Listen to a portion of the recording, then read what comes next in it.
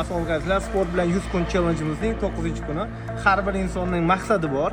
Maqsadni qo'ydingizmi, unga erishish uchun hamma to'siqlardan yorib o'tishingiz kerak. Bilaman bu qiyin, lekin maqsadingizga erisha olmadingizmi, maqsadingizni o'zgartirmang. Unga olib boradigan yo'lni o'zgartiring. Sport bilan shug'ullaning. Salomat bo'ling.